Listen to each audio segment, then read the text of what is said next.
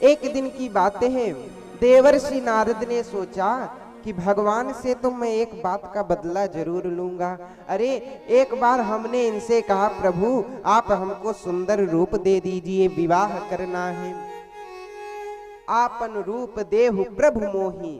हमने जब इनको यह कहा कि आप हमको सुंदर बनाइए, तो इन्होंने हमको सुंदर नहीं, हमको बंदर बनाया था। इसलिए उस समय तो हम कुछ नहीं बोले थे, लेकिन इस बार अब कुछ ना कुछ तो करूंगा। ऐसा सोच करके तुरंत कल्प वृक्ष के पास जाते हैं, एक पारिजात का पुष्प लेते हैं। उस पुष्प को लेकर के भगवान द्वारिकाधीश के पास आते हैं, और द्वारिकाधीश के पास जैसे ही आए, भगवान ने देखा, आइए आइए नारद जी, आपका स्वागत है। नारद जी का बढ़िया स्वागत करते हैं और कहा कि हे देवर्षि, आपका आगमन कैसे हुआ है। तुरंत नारद जी ने कहा कि प्रभु ज्यादा वैसे कोई जरूरी कार्य नहीं था, बस हम स्वर्ग गए थे, वहां से पारिजात का पुष्प लिए हैं, और पुष्प लेकर के हमने सोचा यह पुष्प आपको भेंट किया जाए, तो उस पुष्प को आपको देने के लिए आए हैं। प्रभु यह जो पुष्प है इसकी विशेषता तो आप जानते ही हैं, ये हमेशा महकता रहता है, कभी मुरझाता नहीं है। जहाँ रहता है आसपास बहुत दूर तक एक पुष्प सुगंध फैलाता है। विशेषता गिनाई और विशेषता गिनाने के बाद भगवान को दे दिया। वहीं पर रुक्मिणी महारानी बैठी हुई थी। भगवान ने उस पुष्प को उनके बालों में लगाया और प्रशंसा की, हे देवी यह पुष्प आपके बालों में कितना अच्छा लग रहा है। नारद जी को मौका मिला। नारद जी ने कहा, प्रभु अब आप हमको आज्ञा दीजिए, आप तो जानते ही हैं कि हम 2 क्षण से ज्यादा कहीं टिक नहीं पाते, इसलिए अब आप हमको आज्ञा दीजिए। भगवान ने कहा, ठीक है देवर्षि, जैसी आपकी इच्छा। नारद जी भगवान के राजमहल से निकले और घूम करके सत्यभामा जी के पास पहुंच गए। सत्यभामा जी ने देखा, आइए आइए देवर्षि, आज हम तो धन्य हो गई, आप पधारे हैं। स्वागत किया, जलपान आदि कराया। कहा कि हे देवर्षि, आपका आगमन कैसे हुआ है। अब नारद जी ने जो अपना प्लान बनाया था, अब उसको प्रयोग करने लगे। कहने लगे, देवी जी हम वैसे ही गए थे स्वर्ग में, वहां से कल्प वृक्ष से पारिजात का पुष्प लाया और वह ला करके हमने भगवान को दिया। भगवान ने उसे रुक्मिणी जी के बालों में लगाया। अरे उनके बालों में लगते ही उस पुष्प की सुंदरता और हो गई, वह बड़ा ही दिव्य लग रहा है। जब यह सुना कि पुष्प लाए नारद जी, उसको रुक्मिणी जी को दे दिया, हमको दिखाया भी नहीं। अब यहीं पर सत्यभामा जी नाराज हो जाती हैं। नारद जी ने देख लिया, हाँ अब बात हो गई है, अब यहाँ से चला जाए। नारद जी वहां से कहे, देवी जी अब हम चलते हैं। नारद जी जाते हैं। इधर सत्यभामा जी कोप भवन में आ गई। भगवान पहुंचे, कहा क्या हुआ देवी जी, आप यहाँ पर क्यों आई हैं, आप किस बात से क्रोधित हैं। तो सत्यभामा जी ने क्रोध में कहा, प्रभु सब समझते हैं, आपने हमको पारिजात का पुष्प नहीं दिखाया।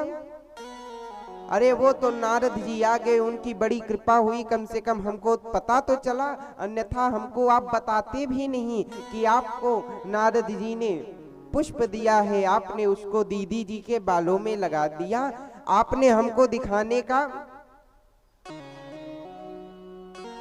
मन नहीं बनाया, आप कम से कम उस पुष्प को हमें दिखा ही देते। अब जो ये कहा, भगवान समझ गए सारी करतूत नारद जी की ही है। तुरंत कहा, देवी जी आप क्यों चिंता कर रही हैं, वो बड़ी रानी हैं, तो इसलिए उनको एक फूल दे दिया, उनमें वे प्रसन्न हो गईं। आप चिंता क्यों करती हैं, आपके लिए तो पूरा कल्प वृक्ष ही लाने वाला हूँ। ये सुन करके सत्यभामा जी प्रसन्न हो गईं। प्रसन्न होकर कहा, अच्छा आप ये चाहते थे? अरे तो बढ़िया है, ठीक है, अब हम नाराज नहीं हैं। तुरंत वापस आई। कहा प्रभु कब चल रहे हैं स्वर्ग? भगवान कहते हैं देवी जी बस 2 दिन रुकिए, थोड़ा नगर का जरूरी कार्य है, इसको पूरा कर लें, उसके बाद चलेंगे। 2 दिन बीता, फिर आती हैं सत्यभामा जी। प्रभु चला जाए। भगवान ने कहा कहाँ? कहा भूल गए कल्प वृक्ष लाने। भगवान ने कहा कि रुकिए, बस 1 दिन का और मौका दीजिए, कल जरूर चलेंगे। आज एक विशेष महानुभाव आ रहे हैं, उनका स्वागत हो जाए। कहा ठीक है। 1 दिन पुनः बीता। अब रुक्मिणी यहाँ पर सत्यभामा जी आई और आकर के भगवान से कहा, तो इधर अब वहां पर सत्यभामा जी आती हैं। आकर कहा प्रभु अब आप हमको ले चलिए। अब जब भगवान से ये कहा, भगवान कहते हैं ठीक है देवी जी चलिए। तुरंत भगवान गरुड़ जी पर बैठते हैं। गरुड़ जी पर बैठ करके वे स्वर्ग के लिए चल देते हैं। देवराज ने देखा कि स्वयं द्वारिकाधीश आए हैं, तुरंत स्वागत किए। प्रभु अहो भाग्य जो आपके चरण यहाँ पर पधारे। प्रभु आपका आगमन कैसे हुआ है? भगवान ने कहा कि देवराज बस देवी जी को स्वर्ग घूमने की इच्छा थी, इसलिए हम यहाँ पर लाए हैं। कहा ठीक है प्रभु, तो हम आपको आइए स्वर्ग भ्रमण कराते हैं। अब देवराज भगवान को लेकर पूरे स्वर्ग में घुमा रहे हैं। कह रहे हैं प्रभु यहाँ पर यह है, यहाँ पर यह है, पूरा स्वर्ग की व्यवस्था बताते हैं कैसे चला, कौन सी वस्तु है।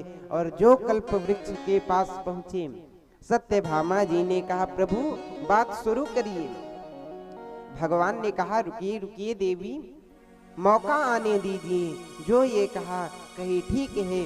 अब देवराज ने कल्प वृक्ष की विशेषता बताई तो भगवान ने देखा कि समय आ गया है। उन्होंने कहा हे देवराज, हमारी देवी जी के मन में बड़ी इच्छा है कि यह वृक्ष हम अपने साथ ले जाएं। अब देवराज इंद्र तो हाँ कहने ही वाले थे कि उधर से इंद्राणी आ गई। अब इंद्राणी ने देखा और इशारे में कहा कि स्वामी अगर आप इस वृक्ष को दे देंगे तो हमारा श्रृंगार कैसे होगा, इसलिए ना दीजिए। जो ये कहा तो देवराज ने भी हाँ की बजाय ना कह दिया। और जो ना कहा भगवान ने कहा हम तो इसको लेकर के ही जाएंगे। लेकिन देवराज ने मना किया। अब युद्ध प्रारंभ हुआ। भगवान ने अकेले ही देवलोक की सेना को परास्त किया और ला करके कल्प वृक्ष को सत्यभामा जी के भवन के आंगन में लगा दिया, जिससे पूरा जो द्वारिकापुरी था वह पूरी तरह से सुगंधित हो गया।